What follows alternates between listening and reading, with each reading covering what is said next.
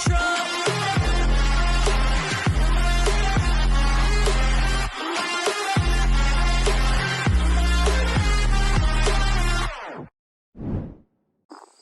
Welcome everybody, Shelby Exotics, I'm Ryan.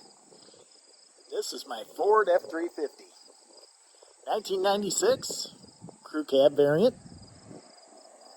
Oh god, there's wasps all over the place. So just a little teaser on the 7.3 1,000 horsepower build, because it broke. I'll fill you in on all the details of the build once I get the truck back. It had a little fueling issue. Getting corrected. Couple of new sending units and a fuel pump and some cylinder shit and just a little meltdown stuff. Not a big deal, still under warranty, don't freak out. Should have it back in a week or so. But just wanted to get a teaser out there of the old 7.3 build. It's a hoot. Driving the TRX right now. Got one of these dealies. And I can probably say that the 7.3 is just a little bit faster than this. But we're going to line them up to find out. So stay tuned. Thanks for watching Shelby Exotics. Be sure to like, subscribe, and comment. But I wanted to get a little teaser out there, a little tickler. Do you feel tickled? This is my 1996 Ford F-350. Quad cab. Fun for the whole family. I bought this from a gentleman down in North Carolina who took extremely good care of it. This one's got a few more miles on it than I'm used to, 167,000. But as you can probably see, if you're, you can hear? No. As you can probably hear, it's a little louder than a regular 7.3 turbo diesel, which is what this thing came with back in 1996. It is a XLT variant, but it does have some creature comforts like cruise control, power windows and locks, an aftermarket keyless entry system, and 1,000 horsepower.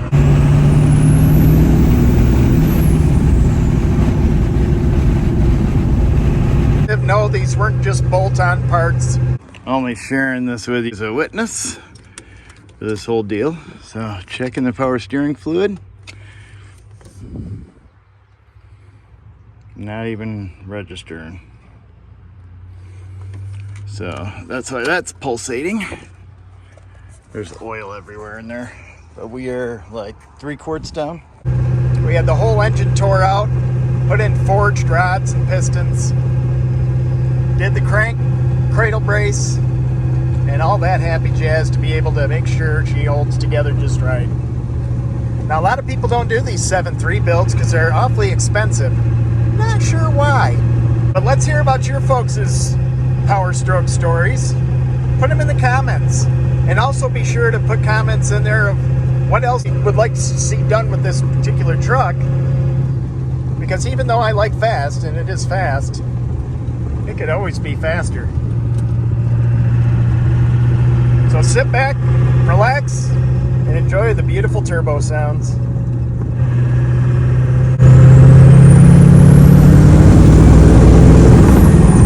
Good Lord.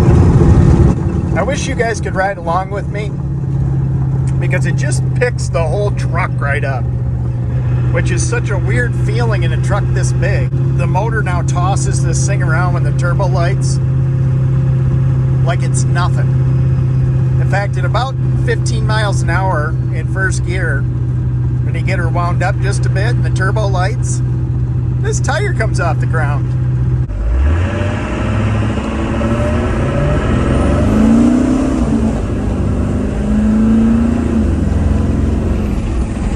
Wow, that felt like it lifted the tire off the ground. Holy hell. I wanted an ultimate sleeper diesel powerhouse. So on the outside it looks all stock with the beautiful Alcoa wheels, which if you take wheels off your truck that are Alcoa of this year, you're just plain silly. Because I think those are some of the most beautiful truck wheels ever built. Put down in the comments if you agree. I think you do.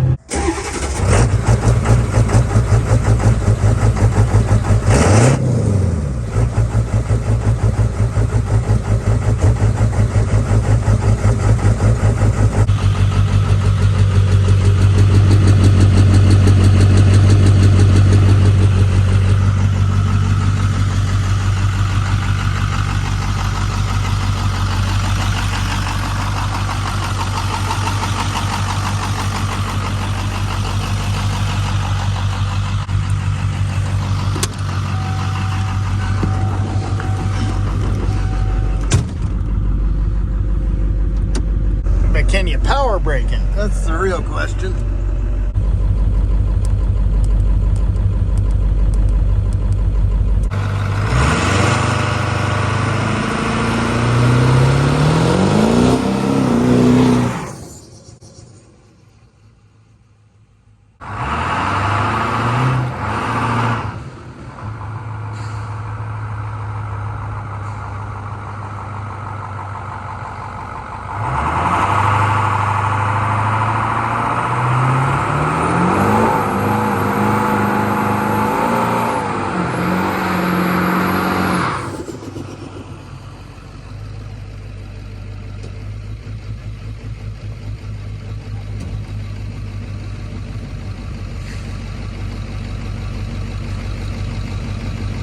Turbo works like a champ.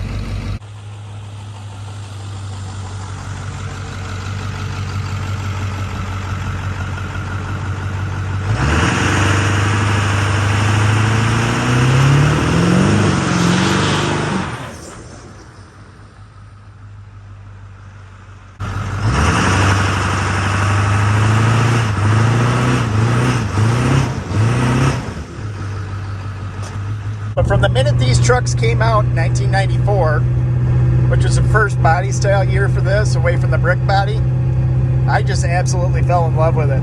Actually, a blue one is the first one that I saw. I just fell in love with the truck after that. It was blue and had the Alcoa wheels on it. It was just gorgeous. I saw the fire engine red that this thing comes in. I was hooked. I can't quite get the full effect of it in here. When you jump on the throttle, boy, she wants to pick the front end right up. Right there. Holy cow! So let's talk about the red truck here for a second. I'll just do a quick overview kind of video right now because how do I say this? I'm not real excited about how the build turned out. I'm excited about the truck, but with every project, there's just steps along the way that we're learning some things. And I thought I went to some diesel experts, and they are, but not a lot of people have done these 7.3 builds. So as we're going through things, and I don't know, I just have not been super excited about making a video about this truck, and I don't know why. If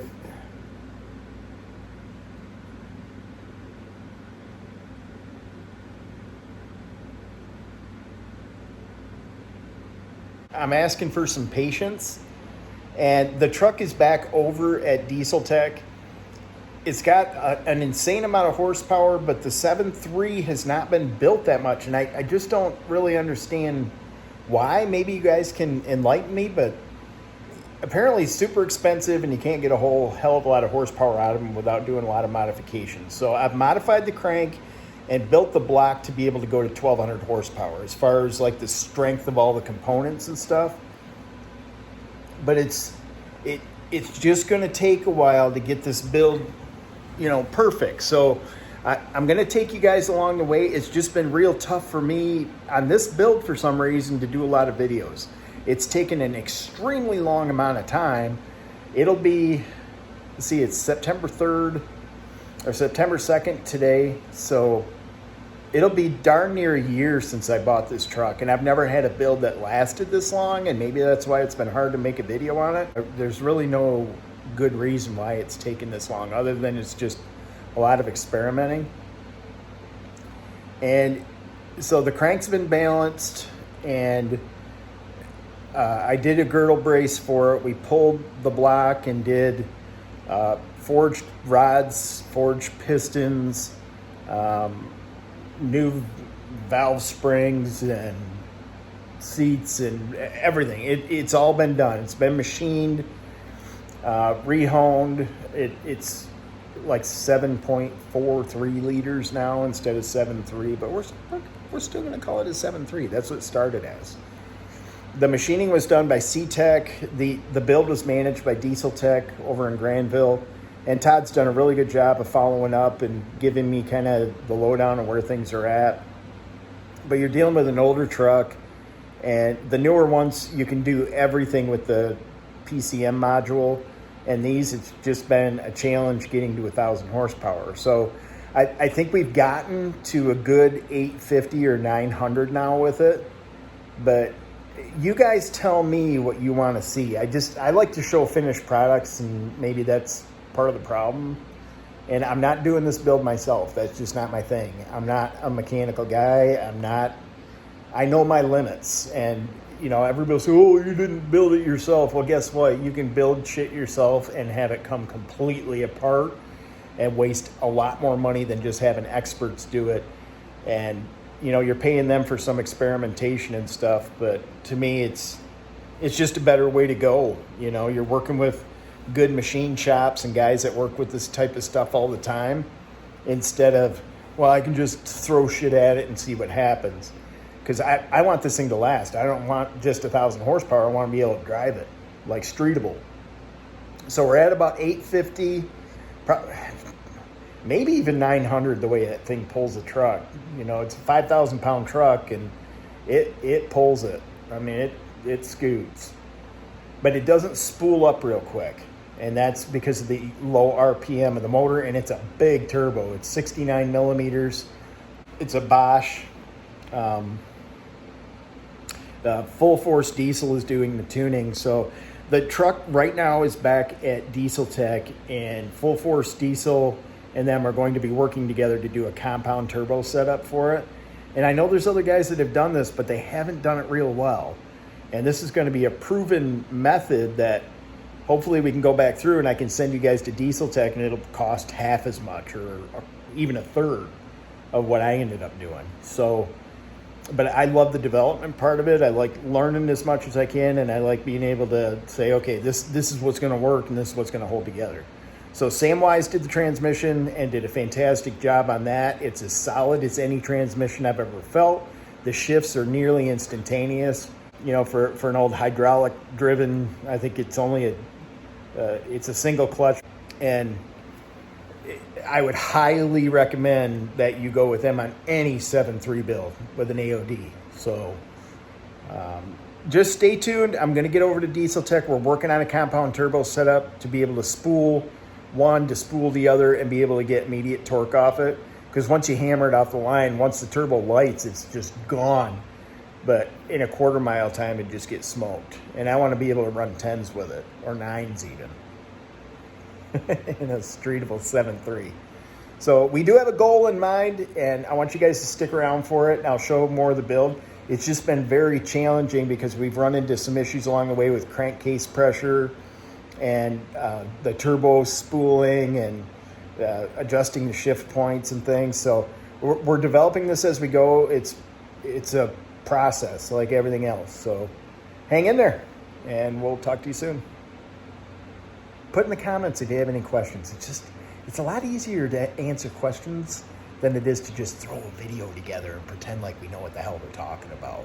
Because a lot of times I don't. So if you know something, throw it in there. And if it's not that I'll disagree with you, it's that, okay, here's what we tried and why. And there's been a lot of trial and error to get to where we want to go. So hang in there, and I've got stick around. I got a Jeep video coming up. Why people own these things? Why I own 2 of them, I don't know. But if you want to know what Jeep ownership is like, watch the next video, because it's just don't. Just don't. But watch the video. Thanks for joining me. We'll talk to you guys soon. Thank you.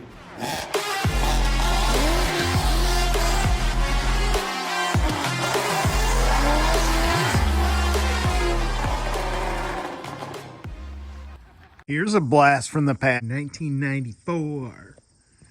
It's 94 with the tan interior and the cool denim seats with the pouchy bags on the back. Pretty smucking flick, huh? So the trick here is making sure you don't have to get out of your car and then just get out of the way.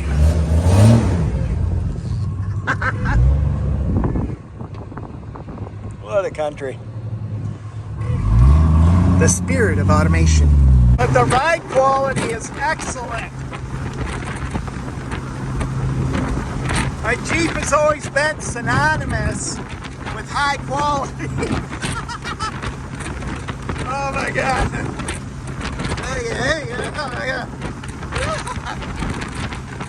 It's fun to ride Michigan for the 2 weeks out of the year. You can have the top down. It's a hoot. Good times. I mean, you just feel like you're gonna die at any second.